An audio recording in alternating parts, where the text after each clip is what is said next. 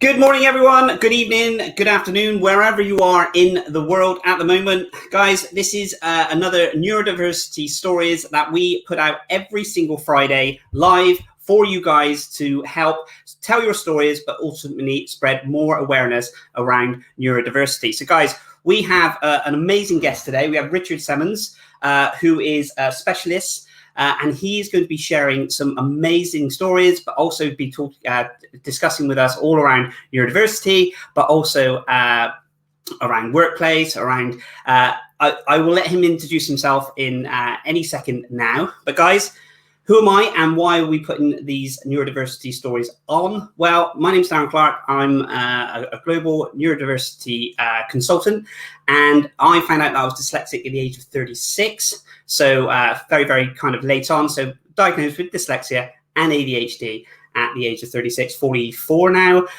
So what I've been doing now is sharing, creating a global message really to spread more awareness around neurodiversity, but also get people kind of connected across the globe, not just in the UK, but on a global scale. So guys, I'm going to bring in my next guest. This is our second guest. So we ran this last week when we had Catherine, who did an amazing job helping share her story and spread more awareness.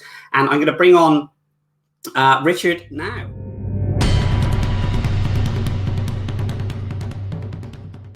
Richard, good morning. How are you? Let me just there we go. We'll start again. Good morning, Richard. How are you? Oh, the dreaded mute button. I'm fine, thank you, Darren. So thank you so much for being our second guest on our neurodiversity stories. So Richard, it'd be great if you just introduce yourself and tell our listeners who you are and what you do. Who I am? Well, I'm autistic and ADHD. Sorry, that's more what I am. I was diagnosed even later than Darren, in my early 50s, having had a sort of career of a lot of short-term jobs, doing lots of different things, sort of going off on tangents, never quite settling into jobs, leaving jobs because I was getting frustrated or because of depression or the rest of it. I went through sort of corporate life, marketing, web, IT, went into teaching as a secondary teacher, and then a suggestion from my older sister, who is also a teacher, and she that question that I remember it now. One Christmas, she said, "Have you ever thought that you might be autistic?" Okay. And all of a sudden, it just clicked, because I'd actually worked in a school that had an autism unit, and so they had a lot of very specialist support for the neurodiverse children there, and it was very weird to have that sort of turn the other way around. And so I've gone through the diagnostic route, got my autism diagnosis, which explained bits. What age was it you had your diagnosis? Oh, I was about 50 when I got the autism diagnosis. But other bits of it didn't quite fit. And they also said that my diagnosis, there were certain bits of it, I'm always wanting to do new things and investigating things, like being on here, talking to people about it, finding out new stuff, never sort of settling on one thing at a time. And as a result of what I got involved with and setting up my own social enterprise, I met a broader cross-section of neurodiverse people. And the whole ADHD thing sort of came into the equation, and I had that stereotypical view of the hyperactivity side of it. And to get a long story short, I ended up getting an ADHD diagnosis a couple of months ago. But I'm very much on the ADD, the attention deficit side, difficulty focusing on things, getting things started, getting things finished. So yeah, I think that's probably enough diagnoses for me for now. Anyway, I can't think of anything else I qualify. No, that's fine. And on a day-to-day basis, what do you do as a day job? This is following my autism diagnosis. I sort of got involved with the autism sort of community as a whole, and found lots of sort of local, really strong support groups run by families for their own children. And one of them was very much based around the children's interest in trains. So you can imagine it's an organisation called Engine Shed, and they basically had a room in a community centre, trains, Brio train tracks and all things all over the floor. 10 local children having a whale of a time, and with their permission, I borrowed the idea, scaled it up, took it on the road, nice. And All Aboard Club came out of that. and we've been running inclusive play sessions for 2-3 years now. And then out of that, and out of the necessity to diversify, thanks to COVID, that has broadened out into us developing sort of activity packs for children at home, and most recently doing much more sort of one-to-one support, one-to-one mentoring, not necessarily for the children of whatever age, not necessarily as a tutor, not helping them with their educational attainment or their grades, but very much sort of focusing on what is it that makes learning difficult for you. And I'm now getting inquiries about this and working with people up to university age and beyond. It's one thing I'm realizing, and it's sort of and it'd be interesting to hear for the people listening into this, is that I've struggled to accept that I'm an expert in this area. I'm an expert because of what I am, not by what jobs I've done, what qualifications I've got. So I can't really put it on a CV very well, but I am now, people are coming to me and saying, please recommend so-and-so, or can you talk to my child about this, or can you tell us about how best to, and I'm going, oh, okay. So it's very interesting to go from a feeling challenged about everything and everything being difficult with what I was doing and not knowing what I wanted to do, and now all of a sudden becoming an expert that people are coming to me for. It's very odd. I think that element, I've always said, in the past, talk about neurodiversity, and I think to myself, am I neurodiverse enough? And I guess that's, I mean, it's just, I guess, we're always kind of seeking putting ourselves in groups and how that works. But yeah, I've asked that question before, and a lot of my experience is, kind of lived experience, I guess, as opposed to that as well. So, Richard, this is Neurodiversity Stories, and I'd love to hear some stories around, from yourself. So, please feel free to share any stories that you have or any experiences that you have, and I'd love to listen. It's been interesting. I was chatting. I've been very fortunate in finding an ADHD coach, work coach, which I managed to get partly funded by Access to Work, which is a story in itself. But that it's great to be able to sort of reflect with them about it. And I was actually realizing that my job has been sort of partly my therapy, so to speak, in that it's allowed me to realize sort of what I can do and almost accidentally with things. And it's very odd looking back. It seems like an eternity, even putting COVID aside. But it seems like an eternity, sort of 2-3 years ago, opening the doors in the local youth centre with 2-3 people who I knew from other groups, other autism groups. I know there's a couple listening in. Thank you, TJ. And literally just opening the door with a room with a load of train tracks all over the floor and going, what am I doing here? What actually is this? And then finding 20 kids arriving with their families in the first 10 minutes, and it's very scary to run your own business, and it's very strange to even. It's more interesting for me to then be able to have the chance to go, okay, which bits of these are scary or difficult because of my neurodiversity, and which are just scary anyway, because the fact I'm trying to do everything at once. So yes, it's.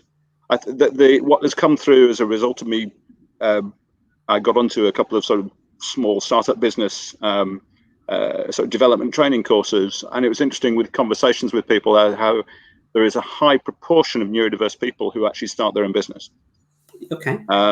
Which is, I mean, particularly, dare I say, our generation, in that there was so little diagnosis and so little understanding, and people went through school. I was fortunate. I found school relatively easy. And I say your comment before about whether I'm neurodiverse enough, I know that I'm not. My challenges are there, but there are people with, much more significant challenges. I'm able to, have a chat on a webcam. I'm able to stand up in front of people. I can train people. I can do, which is unusual, I suppose. Yes. But a lot of neurodiverse people have ended up in a job or something which a traditional job, which then perhaps hasn't worked at all well, and then have by whatever means have then moved into doing something themselves, and then suddenly find that that sort of takes away some of those challenges of working with other people, the corporate life, the politics, and all the rest of it. So they're in a sort of safe zone, but then they develop the business and they start acquiring volunteers, staff. They have to, they have the financial things to think about. They have this, where we're going to go when COVID comes along. So it's intriguing to see. I've sort of now met an awful lot of people who, diagnosed or not, sort of suspect that they are neurodiverse in some way, and had a similar experience of just sort of struggling at school, not because they couldn't do it, but they simply couldn't access it. Yes. So how did you have a love of that element, or how did you get into that that side of it? Is that always been a passion that you've always wanted to help on that side of it, or is that? I think that's a bit of my neurodiversity, which is not unusual, is this thing of putting other people first, in ahead of yourself. There is a huge neurodiverse people, certainly autistic ADHD, have got the rubbish about them not being empathetic and things is annoying. We are extremely thoughtful about other people, often at our own expense.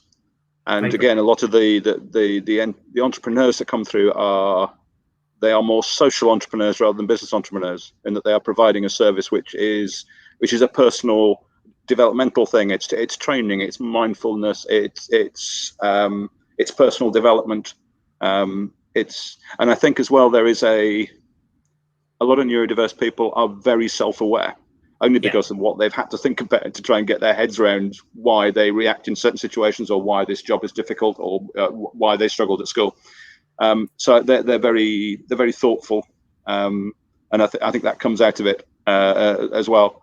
So I've ended up, I do, and a lot of the things we do are there not just for the sake of doing them or for the sake of generating a salary for me, hopefully, but also as an end result, and trying to find ways of helping somebody in the longer term.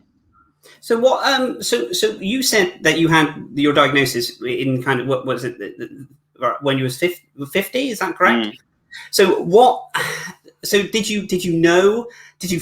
They say, because I found out when I was 36. So it's very late in stages of understanding that neurodiversity. But I always kind of knew that there was something there, whether it was a blockage, whether it was a way of seeing things differently, dealing with things. What made you get the diagnosis, and was there kind of telltale signs beforehand? I think it was I was slightly running out of options, in that I tried many different careers. I tried different things, and none of them had apparently worked. And yet, my school results suggested that I should be able to do this. Yeah. But it was very much, looking back on it, it was very much going into traditional type of job and things. I was also able to pick things up really quickly. I could analyze something, work out how better to do something. So I could do lots of things. But then I hit this sort of blockage. And within 3-6 months, gone from the novelty of, this is a new job, new people to work with, new things to that all of a sudden, this isn't going anywhere. I can't persuade anybody to, take on my ideas. And so I then regress and get annoyed, and they then start getting annoyed with me. And it was one of those things of thinking there was something. It wasn't just me, so to speak. It wasn't just the way I was doing things. And the weirdly, as I say, I'd worked as a trainee teacher in a school with a secondary school with an autism unit, and never seen it the other way around. And it's one of those things that somebody chucks that little light bulb in, and you're suddenly go, oh yeah, hang on, let's look at this the other way around. And then fitting it, working out where I fitted in on the autism spectrum was interesting to me, and then a lot of sort of comparison with others as well. And a lot of sort of networking via Facebook groups and things. There isn't as much with adults. There are some sort of networking groups out there, but it's it was sort of finding my own place, I suppose, and then the ADHD on top of that, which then clarified more things. And now I allow myself almost to be more neurodiverse. I've been masking like heck through that. I was even doing it in my autism assessment. No, I don't do that. No, fine. I just go on we just go off on weekends and do things. And do we? Heck, I plan it through like mad beforehand. I know everything that we might do. It's all there in my head. It's amazing when you say about the planning side of it, because I know, and a couple of minutes before we went on and to do this live, if you don't mind me sharing, you sent a big message through saying, well, actually, can we change it? Can we can we change the topic of this and have a conversation around that? And I completely get it. I completely understand on that element. And do you find yourself doing that a lot in everyday things then? Yeah, that was a classic. I laugh at myself when I do it, and I did that as I said to you before we came on air. It was that thing of, this is coming to my head. It's not just coming to my head. My autism has been chewing over this for 2 days since I wrote the first message to you about what we could talk about, and then it's that thing of, I've only just now put it into words. That's my ADHD leaving it to the last minute again, because of the fact we're going on air in 30 minutes time. Now I've got this thing of, I could just blurt it out, but hang on, is this a good time? Having been in your position, Darren, and being the compere, so to speak, I know what it's like having people throwing things at you at the last minute. And then I just thought, well, if I don't, it's just gonna screw my brain up, because I'm going to be talking about one thing and want to talk about something else. So yeah, it's quite odd in a way. I have to sort of go with the flow, and sometimes I go, no, that I want to do this, because even though it is a last minute change of plan, or equally, I'm going to stop doing this now. The activity packs we developed just didn't take off for whatever reason. There's a number of reasons why. They were great during one of the lockdowns. They weren't going to be, the business case didn't quite work with them, and we really unfortunately had to pull the plug on it after 3 months, which was really hard. Yeah, but, because of the amount of work that you've put in to facilitate that. And that's then hard. It's this thing of helping other people. You're then sort of not being able to help other people in the way you would like to, and you have to sort of come up with another way of doing it. So yes, I kick myself often in terms of how I leave things to the last minute. And if I haven't got anything like I'm appearing on air at 11 o'clock, then things just drift, and my autism brain analyzes things to death. And it's not necessarily helpful. But then things come out of it. It needs a little sort of trigger, a little sort of something to spark my brain off into other directions, and think, okay, there's room here to at least investigate things. So Richard, when you found out so what made you get the diagnosis? I suppose it was a thing of trying to make sense of things, because I looked at everything else I'd been through, to my GP, I'd been through mental health services, and it had all been a bit, sort of smoothing over the cracks a bit. And then another situation came up, another job situation, whatever it might be, and here we go again. So it was that sort of trying to find an explanation, I suppose, but also the wait time wasn't too bad. Adult services, at least then, were relatively quiet. They got busier since then. And it was, I started doing a lot of research myself and going, that's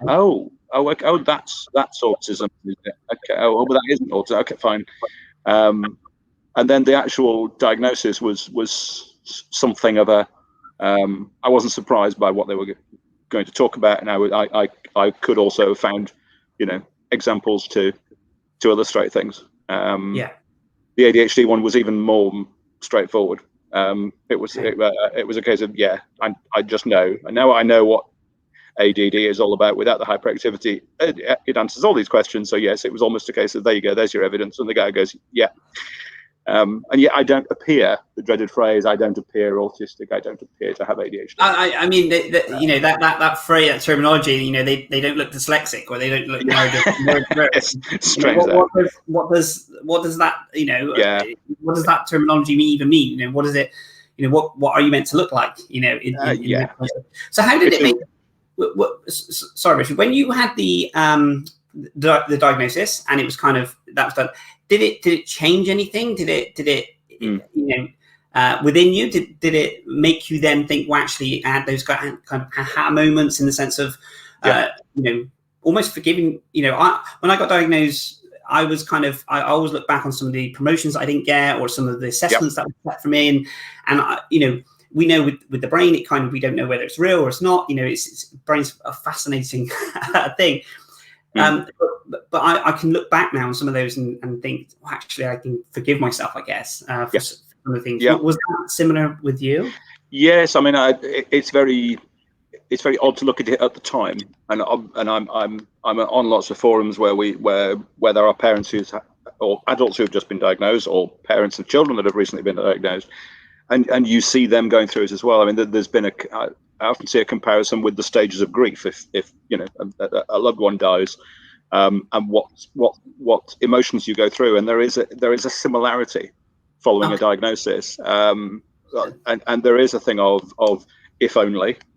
And then there's a blaming yourself of being, and then there's that thing of, and it does with time come round to a thing of going, okay, this is me. And you then, I went through a sort of negative thing of saying, oh, well, looking at all the limitations on it and thinking, well, what job could I do out of all this? But that was very much looking in the traditional sort of job world. I'd almost I couldn't do that. And teaching, I couldn't get, and this didn't work, and I couldn't be remote, and I couldn't be this, and I haven't got the sort of sales skills to be a sort of consultant type, corporate, running my own business type person. What does that leave me with? And it's then a sort of, it's one of those odd things that sort of creeps up with you, that you end up realizing that it's not. I'm always cautious about people that talk about neurodiversity being a superpower and things that can sometimes be a little bit masking the challenges, so to speak, and trying to find a super positive out of it. You've got to be realistic about it. Yes. And you go, okay. And I had a conversation with somebody on a board who was really struggling. They wanted to get into psychological help, counselling or whatever it was, but they honestly didn't think that they'd be able to do it. And I just off the top of my head, I said, well, how about being a specialist counsellor for neurodiverse people, because you'll talk their language? And she hadn't thought that, because, and it's one of these funny things where we don't want to end up isolated in our own community, but we are experts in how we tick. So Richard, you hit the nail on the head on that sense, and I think it comes back to when we mentioned, am I neurodiverse enough, or am I dyslexic enough, or ADHD? It is that element, and I guess I have so much credit and for people who specialize in this, and they've got the qualifications, but they've also done the years of learning and everything else, and I admire that so much, and wish in some aspects I could kind of be academically, I guess, in that circle. And I guess it takes both elements, doesn't it? You have the lived experience, and then you have the educational science profession, the educational side of it as well. So I guess it, like you said, it is an amalgamation of all these different qualities that can help and support an individual. No one, when I know that I'm my dyslexia is when I'm stressed or tired, words start moving around. I know that. I mean, I physically live that. So when, but I could read an article about it and then explain it to someone. And equally, they're both as powerful, because they're given the information. But I guess what I'm trying to say is that we forget how much knowledge we actually have by living with it. Yeah, and yes, and also when I've worked with, I've been a customer of organisations where their neurodiversity awareness isn't quite what it should be, to put it politely, and I've ended up getting on my high horse about it, and realizing that with the best of intentions and the best attempts, they are approaching it from a very neurotypical world. They're not necessarily doing a box ticking exercise because somebody said that we now need a neurodiversity champion. But when it comes down to it, they're still looking at it from either a neurotypical viewpoint, if that's the person they chose, or just from somebody who has got or that neurotypical person, if they have family who are neurodiverse, they're only getting a particular flavor of it. Yes. So, and that's one thing I find is every time I run an event, I'm doing mentoring with children, whatever it might be, and different children come along, different families come along, different adults I'm working with, and I look at them and go, yeah, you're part of the family as well, but grief, how you've now muddied the water even more in terms of trying to find a word that sums everybody up. But it's the variety, the diversity is such that it's very difficult to explain it. And you have to be very, I think, open about it. I joke in conversations when I go off on tangents and go, oh, there's my ADHD brain again, whenever, and I can I then react depending on how they react to that, as to whether it means anything to them. But you have to accommodate, and you can't have a one size fits all, which I think goes back to your earlier comment. What does autism look like? What does ADHD? What does it say? People have a textbook or definition of it from a training course or from one or two people that they've met along the way, and they don't realize just how the variety of it. And if you don't tick that box and you appear successful and you don't have learning difficulties and you can present in front of 300 people, how can you be autistic? How can you be dyslexic? There's so many things which are very easy in some respects to explain better, without getting too defensive about it. So, Richard, I'm gonna because there's a whole stream, because we're streaming this on a couple of different platforms and stuff. You probably can't see all the different questions, but for me, so there's lots of different people. How about when you've so we've got a gentleman on here called Simon Pipe, who I've recently connected with on LinkedIn, and he's asking us to expand on other people taking notice of your ideas. Massive theme for me as a journalist and then educator within ADHD. Now, do you find that when you bring ideas, I mean, I guess in the sense of, for me, I guess when I'm trying to bring ideas into the corporate sector, I guess, and I'm trying to raise more awareness around neurodiversity, and I hope this kind of covers what Simon's asking. I think it could, when you mentioned around, you don't make it like a tick box exercise. You really want to make an impact, and you really want to help. And I guess I've spoken to some countries, some companies in America, huge, large corporate companies, but it seems to get passed from one department to another department to another department to another department because no one really knows how to deal with it. No. Have you found that within yours? I mean, when you've got an idea, how do you progress to push it in the right direction and get people on board? Interesting. Looking back to my corporate world, that was where I had real problems. One thing which I know it comes to my mind, which is the sort of autism side of things, is that I quickly, because the fact the way I've thought through something, I've come up with the idea of a presentation, a workshop, whatever. I've been thinking of that for 3 weeks. I've now got this thing, and whilst I think with my sort of marketing hat on, I can come back a couple of stages in to introduce it to somebody, I know full well that I am way past their level of understanding. Yes. And I find it really difficult to wind back and actually ask people the basic questions to find out where they're at. In order to then, I'll sort of go, and I've got this way, and it's going to be 3 sessions, and it's all very factual and and this is what we're going to do, rather than this is what we're trying to achieve by it. Yeah. So I'm a great informer. I'm not the greatest persuader.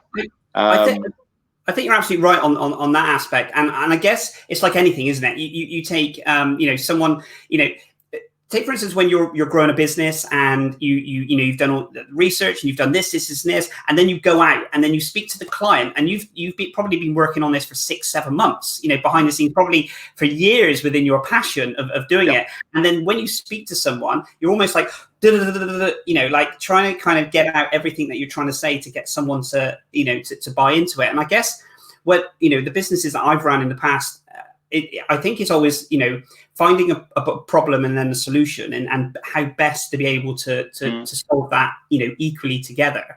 I guess I've worked towards that, and that's helped. But I think it's, it is, I guess we do have a certain way of working, like you said, whether it's the education system, whether it's the corporate sector, and it's very hard to chip away at that. Yeah, I think from these many hats when you're running your own business, is that I've had rushes of inquiries from people about certain things which were great, but then, and some of them are people who get what I'm doing and go, yep, fine, almost sort of, when can we start? I struggle with those who are in two minds, or clearly have got, I've got to think about it in terms of whether they can afford it or whatever else, or whether they can do that. And having those people, I know there are 8-10 different sort of people who I'm sort of in the process, and my ADHD worry is that, and I know I've forgotten them. They might pop into my head again and say, oh yeah, so and so, I haven't heard from so and so about that. What do I chase them up? So I think that pushes me to desperately want to, any initial conversation with somebody, I'm wanting to sort of know exactly whether it's a yes or a no in that, or at least in the follow-up email, which of course is completely impractical. But for us, and if they say no, do you take, how personally do I take that? You know, and where's my next customer coming from? I'm not managing a large corporate thing with X thousand customers and the numbers are going up and down. You know, when I'm doing one-to-one mentoring of people, there is only room in my week for 15, 20 of them. Yes. So one, those slots have got to be filled, and when somebody turns around and goes, actually no, we found somebody else, or we don't, heck, that's big, and it's my salary as well. So yeah, it's a tricky one. The one thing I am finding, which I really find hard, is the whole sort of delegation thing. I've been looking back on my corporate world, I was very much the one-man specialist within within a smallish organization. I had a sort of fluff, dotted line team around people, lots of people I would work with, but I was still the person. I'm now in a situation where I'm finding out how to do everything, including the finance and my tax return and all of that stuff. And not having a clue, not having needed those services in the past, and actually just going, I just need someone to do this. This is outside, it is just taking up so much of my brain space, my decision making, my energy, even trying to get myself to do it. So Richard, was it that when you say the delegation side of it, because we know within any shape or form, for me, sometimes is it the actual delegation, or is it the losing the control of something? Is it? Because interesting, the C word comes up a lot with autism, and it's an interesting one. It is, I don't know about the loss of control. It's that thing of, or the perfectionist, in the sense of that you want to make it right. I think it's that black and white, all or nothing thing. In my autistic brain, my ADHD brain, I will launch into something, and even if it's something I dislike doing. When I got around to doing my accounts, before I finally thought I just got to get an accountant to do this, I spent best part of a day making a very complicated spreadsheet with all sorts of interesting equations, formula which I never used before, and made it look really nice. But actually, I then looked at it and went, this is just completely unusable on a day-to-day basis. It's a snapshot, and then I went, God, no, I just need somebody just sort of take my money. And luckily, through one of the entrepreneur groups, found somebody, a recommendation, and he's absolutely brilliant. I don't know how he makes a living, but he's and it was one of those things about, I wanted to do it. I was pushing myself to do it, so I was having a go at myself about not getting it started. I had a thought that I could do it myself. It would be interesting to do. It was something new. Oh, ADHD, shiny things, squirrels. It's all there, and then it just sort of isn't, because it's actually it's going to be really boring. So then everything else piles on instead of it. So you just have to sort of draw a line on it and go, no, I'm just crap at this, and I actually just need. Can I find a way of doing this? Even if it means a sort of favor of somebody from at home, or just to say, can somebody check over this or whatever. And it's very odd to broaden out. And I see the comment on LinkedIn of the people I'm working with, and I forget that what I'm doing in terms of being the sort of, I suppose, the ideas person, the person pushing it along. I don't need to be absolutely everything. And there's a heck of a lot in it for everybody else. I'm not asking favors of these people. They're getting a huge amount out of it as well. So thank you for sharing that, Richard. So Richard, when you think about all the people that you've worked with, maybe the lives that you've changed, is there a kind of like a grand scale? Are you looking for a world, to kind of cover the world with this? Is there something, I guess what I definitely struggle with is that element of, stopping and taking stock, I guess, and realizing, and I guess it's in our nature, and it's ingrained in us, that giving nature, and wanted to change things, and wanted to, do things for other people continuously. But is there a point with yours? Is it just going to be a continuation of the work that you're doing, and is there a scale of how many people you want to help? We apply for, we applied for various grants successfully and unsuccessfully, and of course they all ask the same thing, and we show your business plan and your forecast for the next 12 months and where you're going to go and how many people. I'm going, I have no flipping clue. I mean, it literally started in the youth club around the corner from me once a month, and I suppose looking back on it without realizing I was trying something out, and it was fun to do. It was very much, it was supplementary to what I did. Then of course it made the big step to, no, this is what I'm going to do. Then all of a sudden it needs to be of a size to, generate income, to pay your bills, which puts a slightly different spin on it and needs it to go up to speed. Then it hit the sort of the buffer stops in terms of how big, there's only so much time at weekends and holidays that the families are free. Okay, so what else do we do? What do we find to do during the week? So there's been a mixture, I suppose, of things that have been developed out of, because they had to. Yeah. Versus the things that were a more sort of organic thing. So we went from 1 location to 4 locations. Well, then we started getting invitations. So we got invited. We went to the Science Museum and ran a play session at one of their big events. We ran an autism day down at the Bluebell Railway, and so they've expanded out. But there was still a need to make it viable from my point of view, which is why we've sort of broadened out sideways. But it's still got the same. Although we're doing different things, it's still the same aim. It took me a long time to work out what our sort of aim was, and I still change it on a day-by-day basis. I'm really pleased you said that, Richard. Really pleased you said that, in that sense of it changes. I guess I work for large corporates in the sense, and I guess they have their the way the structure works, and then it just seems not monotonous in a way, but it just, it's a great structure. And I get it, because that's why they're a big company, and that's why they're very successful. But I guess it doesn't tend to work in the way that we work in that aspect. And then things do change. We do evolve and move that way and bring this in and change that. And I love that kind of life. And I feel very blessed that I can work for myself, because I feel if I need to go back into work in corporate, that's fine. But I just feel I would struggle more now than ever because of that continuous changing of the way that I like that variety of creating something and then moving in that direction. And it sounds very similar.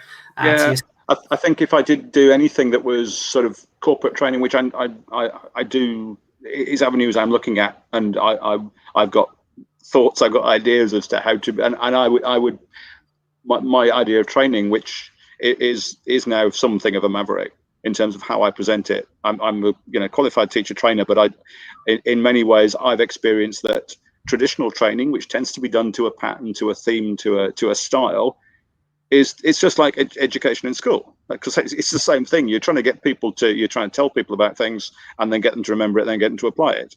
And unfortunately, it doesn't work for everybody. And I've been on courses which have been very difficult for me, not from what they were telling me, but because it is the way they delivered it. And when I then said, actually, it doesn't work for me, I'm happy to explain why. Maybe you could just use a different way of doing it, but do the same thing. And they then start getting awkward, because this is the same way. We've been doing it this 20 years. We've had really good feedback. I don't care. So I tell by my tone, I get to the point of going, okay, I'm not going to gently introduce this. I'm going to be quite sort of blunt about it. And so I think I've moved away from being corporate, and I'm increasing. I suppose it's a personal confidence thing, I think, as well, which is sort of nice to do these things in order to just for me to sort of externalize my views and go, actually, I'm doing the equivalent of putting this out on paper. I'm saying my views on things, and realizing I actually do. I do believe in them. Absolutely, Richard. Absolutely. The other thing I want to bring up is in the sense of, because we have, I'm continuously putting content out around dyslexia, neurodiversity.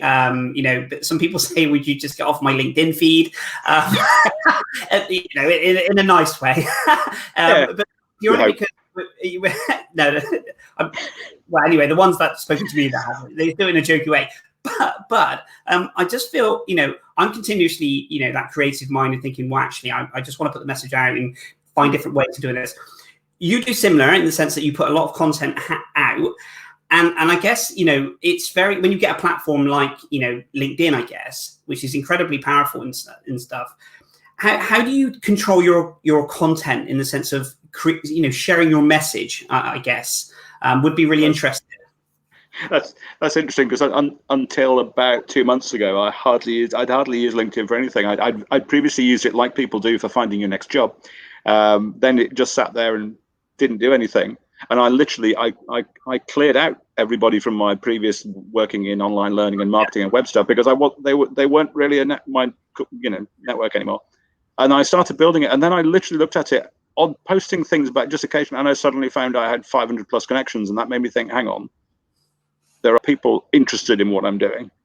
And I suppose now I'm still working on it. And LinkedIn is a different beast to Twitter for me, for what we do. Facebook is very much the families. Twitter is some of the families, some professionals, a slightly more cozy area. LinkedIn is, I've got people all over from all walks of life, and I honestly don't know how, from my business's point of view, how to best use it. Any suggestions welcome.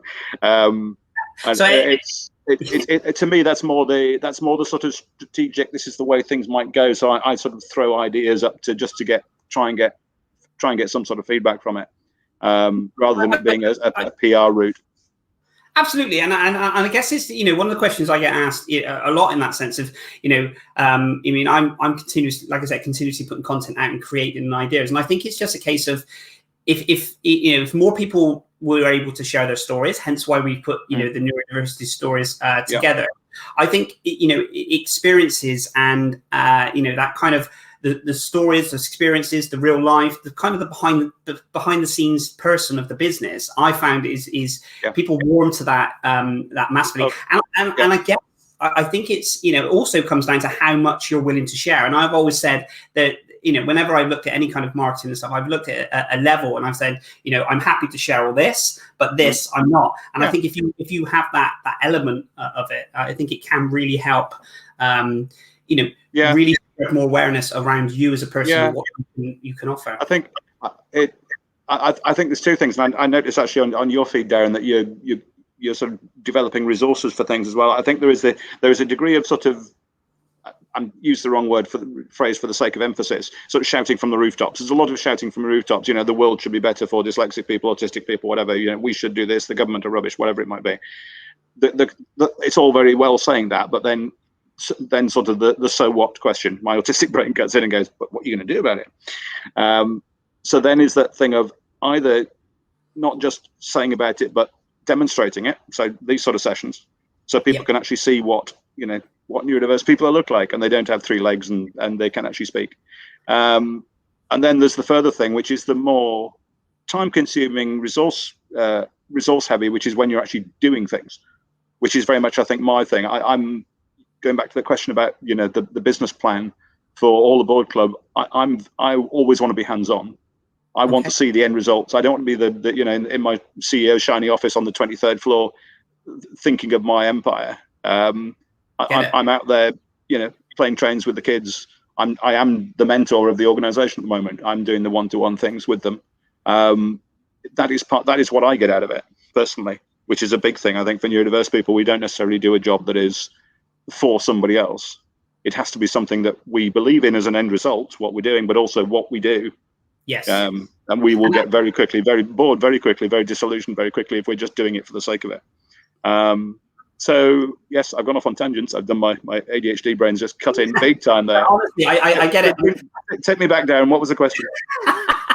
The question was, hi, Richard, explain who you are. No, I'm only joking. 45 minutes later and you still don't know. I'm just kidding. Honestly, it's I completely get it, and this is why I love these stories, and I love having conversations, with people, and that variety of element, and of jumping here and jumping there and explaining. So it was just around which you've answered, which was around kind of how you help spread your message, and I think the biggest thing. I remember that. I remember now. It's my ADHD. Great, ADHD as well. The element, I think connectivity is absolutely key. And thinking, I tend to think on a global level, but I also then think of a small community level as well. And I guess it's just that those building blocks in that sense. Richard, we're coming up. I'm conscious we're coming up to the end of the time. I can talk to you all day, which would be delightful. And I can't thank you enough for spending time on here and sharing with us. Do you have any kind of this? I know I throw this out there now. Is any kind of closing words for anyone that's may think that they have kind of dyslexia or neurodiversity in any way, shape, or form? What would be your kind of advice or helpful support that you would say? I'm fortunate looking on it that I have been through the diagnosis process and I've had the time to sort of reflect on it afterwards. So it's very easy for me to sort of talk from this side compared to somebody who has thoughts that they may have a particular condition or has recently been diagnosed or whatever it might be. But there are positives coming out of it. It is very hard to get to the point where you not only accept, but you go, yay, I'm ADHD, and it allows me to do X, Y, Z, which other people can't do, which other people they're much happier doing the same job day in, day out. So I'm going around buzzing. It helps. The biggest, it brings in other challenges, especially running a smaller business. You then have to be sort of either organized or get somebody to be your organizer. You have to communicate or get somebody to help you with the communication. And there are people out there. And you have to be if you're doing something slightly in a very specialist area, so to speak, and a new area, you are doing something that's very different. Yes. And there isn't a rule book to work to. There isn't a business plan. And so it is very much a case of finding other people who can respond in the way that works for you or the speed that works for you. And dare I say, that tends to be neurodiverse people as well. So if you've got a neurodiverse community that you're part of or on the fringes of, they can actually be great just to bounce ideas off. And just because your brain has got finite space, finite time, finite energy. And I also find actually talking to other people about it is great. It just allows me to sort of process things that have been churning around in my brain for a long time and be able to then either park them and go, yeah, that was the right decision. Yeah. Or actually, yeah, there's some legs in this one, rather than them just churning around and round and round, which they will do given half the chance. Richard, absolutely wonderful. Thank you so much. Richard, there has been a stream of questions that we've not got to.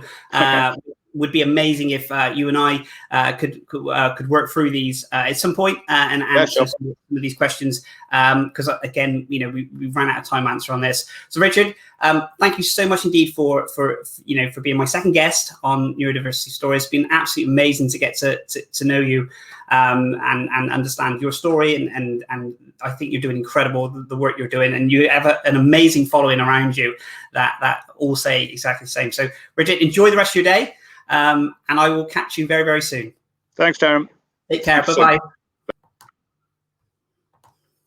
So, guys, thank you so much indeed for joining us with our Neurodiversity Stories. As you can see, Richard, absolutely incredible individual, doing phenomenal work within his sector. Be amazing if you've not linked up with him. All his details will be connected with this live that's gone out. Guys, we will be back next Friday at 11 o'clock, streaming through live, so you guys can get involved. If you have a neurodiversity story and you would love to be in the hot seat and have a conversation with me, then please do get in touch. And again, the amazing people that have been in touch before, I will be getting back to you guys and booking you in to do this. So guys, I will leave you. Thank you so much for your time, and I'll see you soon. Take care. Cheers. Bye-bye.